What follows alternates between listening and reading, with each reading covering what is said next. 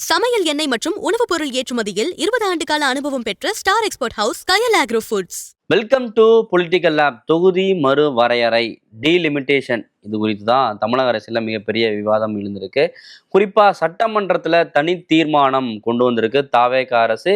இதை யாரும் எதிர்பாராத விதமாக திமுகவும் ஆதரிச்சிருக்கு.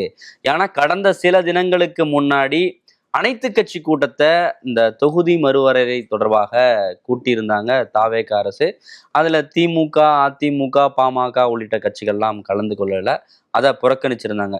இப்படியான சூழலில் திமுக தொகுதி மறுவரையறையை ஆதரிக்க போகிறாங்க, மத்திய அரசு கொண்டு வரக்கூடிய அந்த பில்லை சப்போர்ட் பண்ண போகிறாங்க அப்படின்னு தாவேகாவினர் சொல்லிக்கிட்டு இருந்தாங்க. இப்படியான சூழலில் தான் திமுக இந்த தீர்மானத்தை ஆதரிச்சிருக்காங்க. இந்த அரசியல் பின்னணி என்ன என்பது குறித்து தான் இன்னைக்கு நம்ம விவாதிக்க இருக்கோம். வணக்கம். வணக்கம் ப்ரோ. கடந்த 2-3 நாட்களாகவே இந்த டீலிமிட்டேஷன் தொடர்பாக தான் டிவிக்கே ஒரு பாலிடிக்ஸ் பண்ணிட்டே இருந்தாங்க. இவங்க காவேரி தொடர்பா அனைத்து கட்சி கூட்டத்தை கூட்டுங்கன்னு எல்லா கட்சிகளும் சொல்லியும் கேட்காம நாங்க ஒரு புது ரூட் எடுப்போம் அப்படின்ற அடிப்படையில டீலிமிட்டேஷனுக்கு அனைத்து கட்சி எம்பிக்கள் கூட்டத்தை கூட்டுறோம், தமிழக எம்பிக்கள் கூட்டத்தை கூட்டுறோம் அப்படின்னு ஒரு புது ஐடியாவை முன் வச்சு எல்லாரையும் ஒருங்கிணைச்சாங்க. ஆனா திமுக, பாமக, தேமுதிக யாருமே அந்த கூட்டத்துல கலந்துக்கல அப்படின்ற ஒரு விஷயத்த பார்க்க முடிஞ்சு. அப்பவே சொன்னாங்க, நீங்க பாருங்க திமுக இதை ஆதரிக்க போறாங்க அப்படின்ற மாதிரியான ஒரு தகவலை அவங்க சொல்லிட்டு இருந்தாங்க. இதுக்கு முன்னாடியே ராகுல் காந்தி அவர்கள் வரும்போதே இதெல்லாம் சொல்லியிருந்தாரு. எட்டப்பன் அப்படின்லாம் ஒரு லீடு கொடுத்துட்டு போயிருந்தாரு. திமுகவும் இதை ஒட்டி தான் அப்படியே பேசிட்டு இருக்க மாதிரி இருந்துச்சு. எந்த இடத்துல டேர்ன் ஆனிச்சு அப்படின்றதுதான் இப்ப பதமா இருக்கு. இதுல என்னன்னா, குறிப்பா நீங்க பாத்தீங்கன்னா 2 விஷயம் இருக்கு.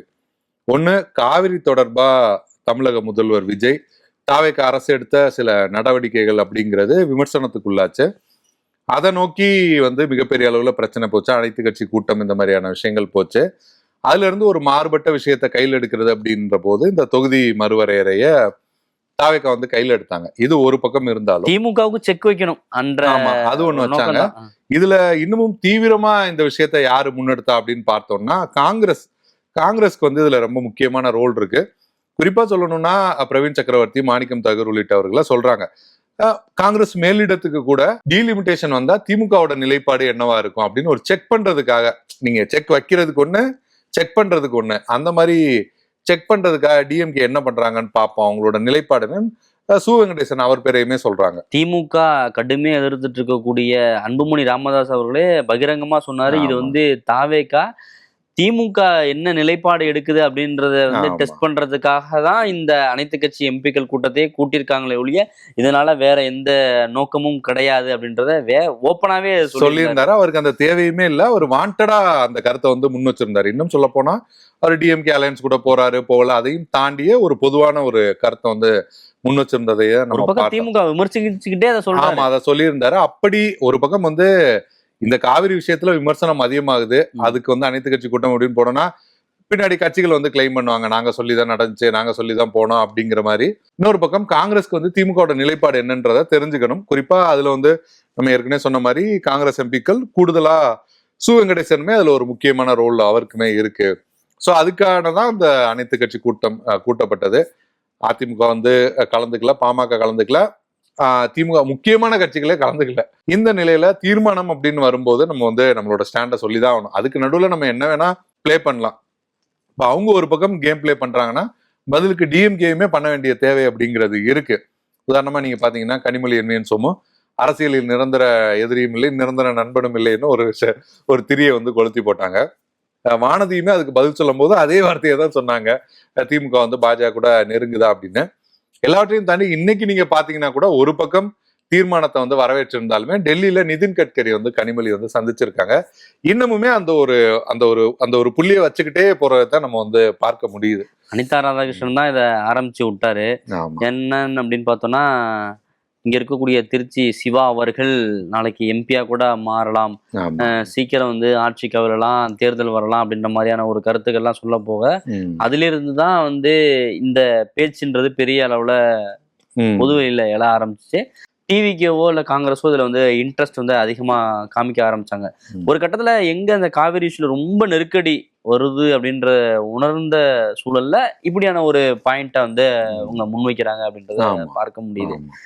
இதுல அரசியல் நெருக்கடியா தான் அதை பார்க்கலாம். ஆமா, எல்லாருமே ஒரு அரசியலா தான் இதை முன்னெடுத்ததான் பார்க்கணும். இன்னொரு பக்கம் என்னன்னா, பாஜகவுக்கு வந்து ஏற்கனவே இந்த மசோதா வந்து வெற்றி பெறல, அவசரமா கொண்டு வந்தாலுமே வெற்றி பெறல.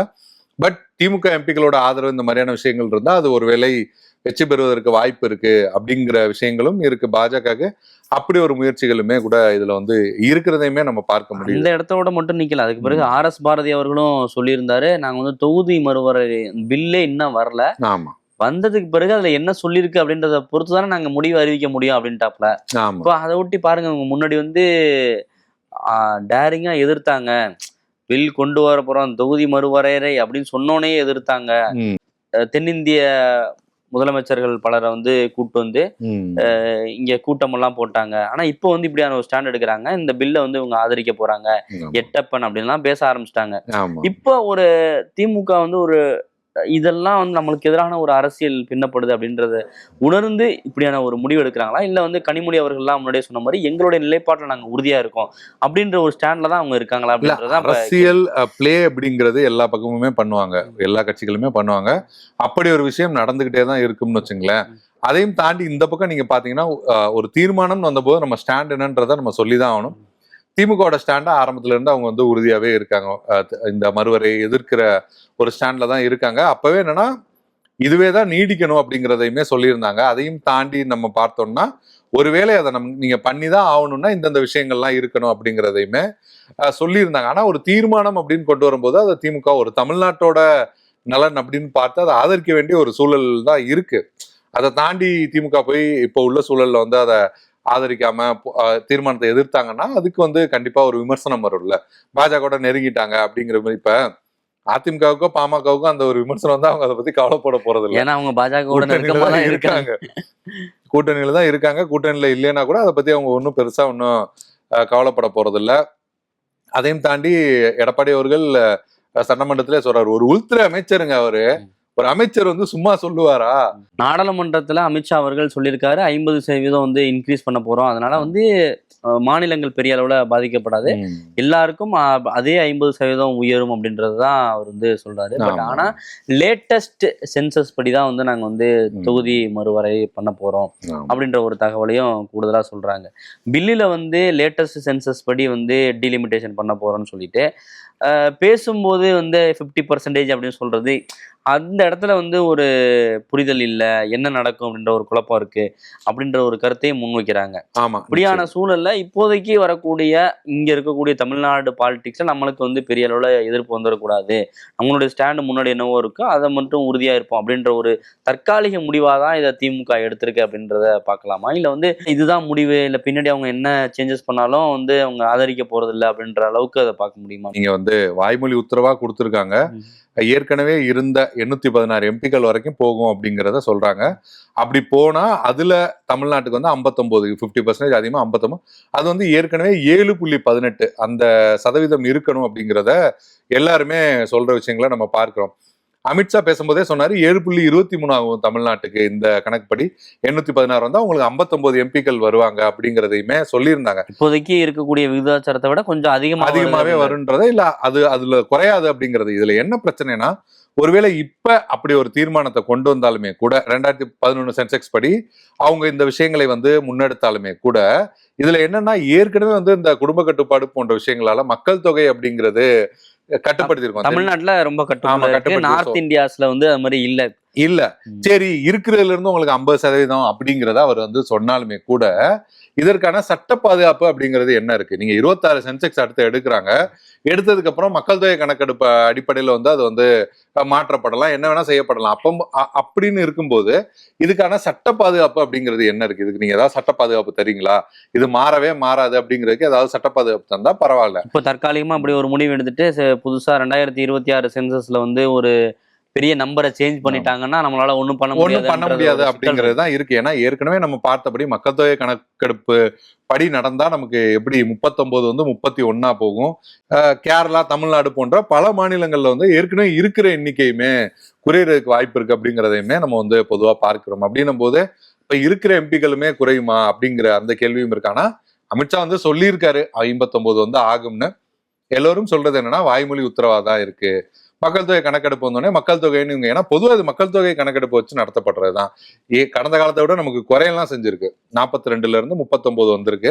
அப்படி குறையெல்லாம் செஞ்சிருக்கு. ஸோ இனியும் குறைஞ்சா அப்படி மக்களுக்கான பிரதிநிதித்துவம் என்ன ஆகும் அப்படிங்கிற கேள்வியுமே இருக்கு. ஆமா, இது மாநில உரிமை சார்ந்து தாவேக்கா இந்த தனி தீர்மானத்தை கொண்டு வந்திருக்கு அப்படின்னு பார்த்தாலும் கூட திமுக என்ன நிலைப்பாடு எடுக்க போகுது அப்படின்றது பிரதான நோக்கமா அவங்களுக்கு இருந்து தமிழக மக்கள் மத்தியில பாருங்க, இவங்க பாஜகவை கூட வந்து இணக்கமான ஒரு சூழலை வந்து கடைபிடிக்கிறாங்க, இவ்வளவு நாள் பாஜகவை எதிர்த்துட்டு இப்ப அவங்க கூட போறாங்க அப்படின்ற ஒரு பிரச்சாரத்தை முன்னெடுக்கிறதுக்கான ஒரு நோக்கமாகவும் இது சொல்லப்பட்டுச்சு.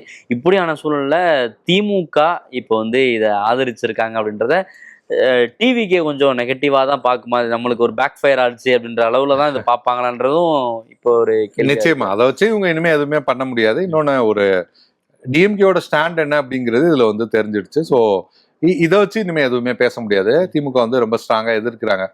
இதுல இன்னொரு பக்கம் நீங்க பாத்தீங்கன்னா பாஜக வந்து இப்ப நீங்க FRCA அந்த மசோதா வந்து எதிர்கட்சிகளோட எதிர்ப்பு காரணமா திரும்ப அந்த அலுவல் ஆய்வு அந்த இதுக்கே அனுப்பிச்சிருக்காங்க. அந்த விஷயங்களையும் பார்க்கிறோம்.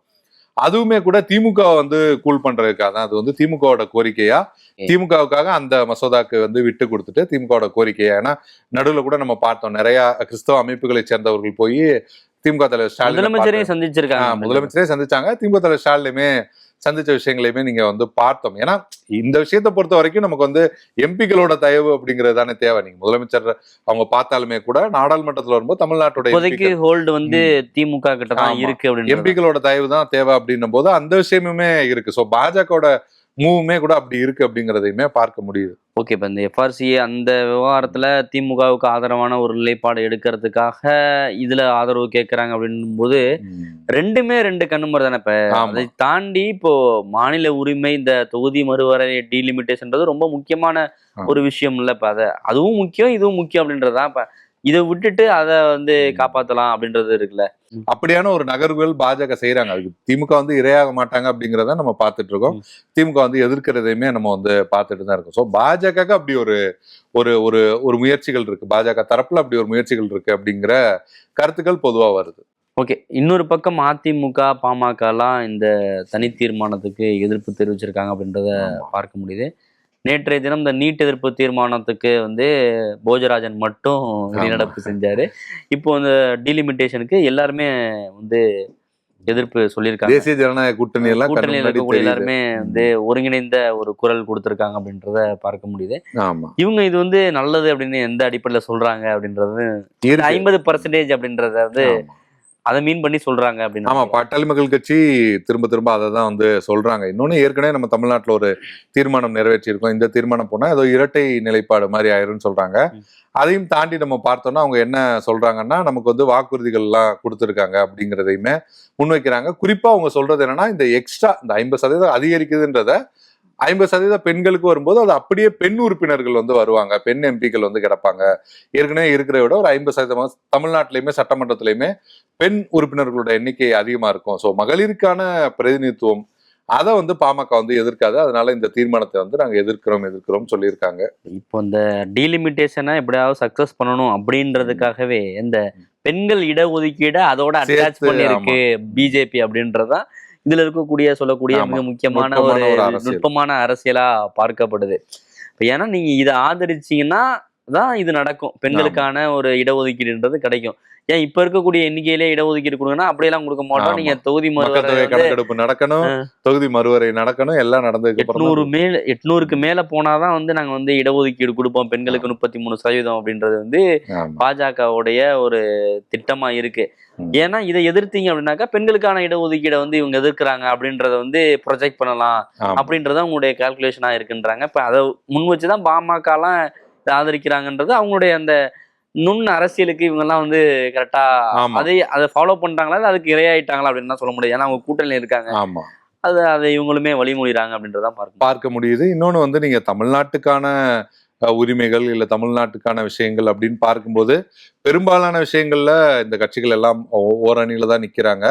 ஆனா இது போன்ற விஷயங்கள் ஏன்னா கூட்டணி அந்த விஷயங்களும் இருக்கு, அதையும் தாண்டி உத்தரவாதம் வந்து கொடுத்துருக்காங்க அப்படின்னும் போது நம்ம இதை ஃபாலோ பண்ணலாம் அப்படிங்கிற மாதிரி பார்க்குறாங்க. ஒரு 50% தான் அதிகரிக்கும் அப்படிங்கிறத சொல்றாங்க அப்படிங்கிற கருத்தை தான் முன்வைக்கிறாங்க பாமக தரப்புலையும் சரி, அதிமுக தரப்புலையுமே. சமீபத்துல தான் போய் அமித்ஷா எல்லாம் பார்த்துட்டு வந்தாரு எடப்பாடி பழனிசாமி அவர்கள். நீட்னாலதான் எந்த பிரச்சனை இல்லைன்னு உத்தரவாதம் கொடுக்குறாங்க. அதை ஏத்துப்பாங்களா இல்ல, அப்படின்னு நீட்னால இதுல என்ன, அதுதான் அது கிடையாது. பட் ஏன்னா நீட்ல வந்து கண்ணு முன்னாடி தெரியுது தமிழ்நாடு வந்து ஒரு மிகப்பெரிய ஒரு எதிர்ப்பு, தமிழ்நாட்டு மிகப்பெரிய போராட்டங்கள் வந்து நடக்குது. ஆமா, வந்த பிறகு இது மாதிரியான ஒரு ஆமா. கையை மீறி போயிருச்சு, இப்படியான ஒரு சட்டம் வந்துருச்சுன்னா ஒண்ணும் பண்ண முடியல நிச்சயமா, ஏன்னா அப்படின்னா இப்பவே வந்து குறிப்பிட்ட இப்ப நீங்க தமிழ்நாடு வந்து மிக முக்கியமா கேள்வி எழுப்பக்கூடிய ஒரு அதிகாரமே நமக்கு இருக்காது, நம்மளுடைய வாய்ஸே அங்க வந்து அதுக்கான மதிப்பே இருக்காது அப்படின்றதான இதுல உள்ள பிரச்சனையே. ஒன்ஸ் இது போயிருச்சு அப்படின்னா வராது இல்ல. தமிழ்நாட்டுல குறிப்பிட்ட மாநிலங்கள்ல ஜெயிக்காம இருந்தா கூட உத்தரப்பிரதேஷ் போன்ற, மேற்கு வங்கம் போன்ற, பீகார் போன்ற ஒரு சில மாநிலங்கள்ல நல்ல இடத்த பிடிச்சாலே ஆட்சிக்கு வந்துட முடியும்ன்ற ஒரு சூழல் தான் இருக்கு. நீங்க தொடர்ச்சியா தமிழ்நாட்டுல 2014 இருந்து பாத்தீங்கன்னா ஒரு எம்பி, அடுத்து எம்பிஏ இல்ல, அடுத்து எம்பிஏ இல்ல. ஆனாலுமே கூட பாஜகவுக்கு எதிராக தான் தமிழ்நாட்டு மக்கள் வாக்களிக்கிறாங்க அப்படின்னு நம்ம பார்த்தோம்னாலுமே கூட மத்தியில பாஜக ஆட்சி தான் வரக்கூடிய சூழல் தான் இருக்கு. குறிப்பிட்ட மாநிலங்களோட ஆதரவு இருந்தாலே நம்ம வந்து ஜெயிச்சிட முடியும் அப்படிங்கிற விஷயங்கள் தான் இருக்கு. அண்ணா காலத்துல இருந்து இதற்கான எதிர்ப்புகள்லாம் இருக்கு. ஒரு சிலர் மாற்று கருத்துக்கள் எல்லாம் முன் வச்சிருக்காங்க.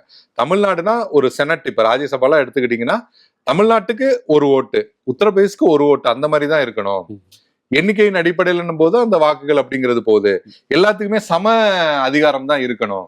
ஒரு ஸ்டேட்டுக்கு ராஜ்யசபா மாநிலங்களுக்கான பிரதிநிதித்துவம் அந்த மாதிரி தான் கொடுக்கப்படுது. அப்ப ஒரு ஓட்டு அந்த மாதிரி தான் இருக்கணும். அப்படியான கருத்துக்களையுமே சிலர் முன்வைப்பாங்க. ஒரு ஓட்டுனா அந்த ஒரு ஓட்டு யாருடையது அப்படின்றது இங்க பிரச்சனையா இருக்கும். ஏன்னா திமுக இருக்கு, டிவிகே இருக்கு, அதிமுக இல்ல, தமிழ்நாட்டோட ஒட்டுமொத்த அரசாங்கத்தோட அந்த விஷயங்கள், கவர்மெண்ட் யார் ஆளுங்கட்சியா இருக்காங்களோ அவங்களுடைய ஒரு ஓட்டு அப்படி தமிழ்நாட்டுக்கான ஒரு ரெப்ரசன்டேஷனா இருக்கு. அதுலயுமே நீங்க பாத்தீங்கன்னா கூட 4-5 மாநிலங்கள் சேர்ந்தா அந்த வாக்குகள் அதிகரிக்க தான் செய்யும். எப்படி பார்த்தாலுமே இந்த முறைப்படி நம்ம பார்த்தோம்னா யாரு தேசிய கட்சிகள் அவங்களுக்கு தான் ஃபேவரா தான் இருக்கும். ரீஜனல் பார்ட்டிஸ்க்கு கொஞ்சம் இதா இருக்கும். இன்னொன்னு சவுத் நார்த்னு பார்க்கும்போது நார்த்ல கொஞ்சம் ஃபேவரா தான் இருக்கும். அதாவது ஃபேவர் மீன்ஸ் நார்த்ல கொஞ்சம் ஃபேவரா தான் இருக்கும். ஃபேவர் மீன்ஸ் அந்த மக்கள் என்ன விரும்புறாங்களோ அது வந்து நடைமுறைக்கு வந்துடும். அப்படியான சூழல் தான் இருக்கு. 2 முறை கடந்து 3வது முறையா பிஜேபி வந்து இப்ப ஆட்சியில இருக்காங்க. அடுத்து 4வது முறையா வரணும் அப்படின்னாக்க ஒரு பெரிய ஒரு எதிர்ப்பு இருக்கும். இதெல்லாம் எப்படி சமாளிச்சு அவங்க வந்து ஆட்சிக்கு வரணும் அப்படின்றது இருக்கு. அதுக்கு ஒரு தந்திரமா இதை கையில எடுக்கிறாங்களோ அப்படின்ற ஒரு பார்வையும் முன்வைக்கப்படுது. தென்னிந்திய மாநிலங்கள்ல காங்கிரஸ் வந்து நல்ல எம்பிக்களே வச்சிருக்காங்க. இங்க கர்நாடகால எடுத்துக்கலாம், இங்க தமிழ்நாட்டுல எம்பிக்கள் இருக்காங்க, கேரளால அப்படின்னு நல்ல ஆட்சியை பிடிச்சிட்டாங்க. ஆமா, தெலுங்கானா காங்கிரஸ் ஆட்சி தான் இருக்கு. எம்பிக்கள் அப்படின்னு சவுத்ல வந்து எம்பிக்கள் எண்ணிக்கை வந்து காங்கிரஸ்க்கு ஓரளவுக்கு இருக்கு. சோ பார்க்கணும் இனி வரும் காலத்துல எப்படி பண்றாங்க, எவ்வளவு இடங்கள் வருது அப்படிங்கறது. தமிழ்நாட்டுல டிவிக்கே வந்திருக்கு, விஜய் அவர்களை வச்சு தென்னிந்தியா முழுக்க ஒரு கால்குலேஷன் போயிட்டு இருக்கு. இப்படியான சூழல்ல பாஜக தன்னை ப்ரொடெக்ட் பண்ணிக்கிறதுக்கு இப்படியான தந்திரங்களை வந்து கையாளும் அப்படின்றது இயல்பா எல்லாருக்கும் தெரிஞ்ச விஷயம்தான். நிச்சயமா இப்ப அதை தடுக்கணும் அப்படின்றதுதான் இப்ப இது எதை நோக்கி போகுது அப்படின்றத பொறுத்து வந்து பார்க்கலாம். இந்த இடத்துல இந்த ஒரு டீலிமிட்டேஷன் அப்படின்ற ஒரு விஷயத்த முன் வச்சு நடந்த அரசியல் இப்போதைக்கு முடிவுக்கு வந்திருக்கு அப்படின்றதான் பார்க்க முடியுது. எல்லோரும் தற்போது பார்த்தோம்னா 543 அப்படியே இருக்கட்டும் அப்படிங்கறதுதான். குறிப்பா தாவேகா, திமுக, கம்யூனிஸ்டுகள், விசிக இவங்களோட நிலைப்பாடா இருக்கு. முதல்வர் விஜயனுடைய உரையிலுமே அதுதான் சொல்லியிருந்தாரு. பிரதிநிதித்துவ விகிதாச்சாரத்தை வந்து உயர்த்தக்கூடாது, இப்போதைக்கு என்ன இருக்கோ அதுவே தான் தொடரணும் அப்படின்றது. அதே மாதிரி ஃபேர் டீலிமிட்டேஷனை வந்து அதிமுக, பாமக, தேமுதிக அவங்க நிலைப்பாடு சொல்லலைன்னு நினைக்கிறேன். ஸோ பாஜக தானே இருக்காங்க. ஸோ ஃபேர் டீலிமிட்டேஷன் அப்படிங்கிற தரப்புல அவங்க நிக்கிறாங்க. பார்க்கலாம் என்ன நடக்குதுன்னு. ஓகே, பொறுத்து பார்ப்போம். இன்னொரு விவாதத்துல சந்திப்போம். நன்றி. 20 ஆண்டுகளாக உலக நாடுகளுக்கு உயர்தர சமையல் எண்ணெய் மற்றும் உணவுப் பொருட்கள் ஏற்றுமதியில் இந்திய அரசின் ஸ்டார் எக்ஸ்போர்ட் ஹவுஸ் அங்கீகாரம் பெற்ற கயல் ஆக்ரோ ஃபுட்ஸ்.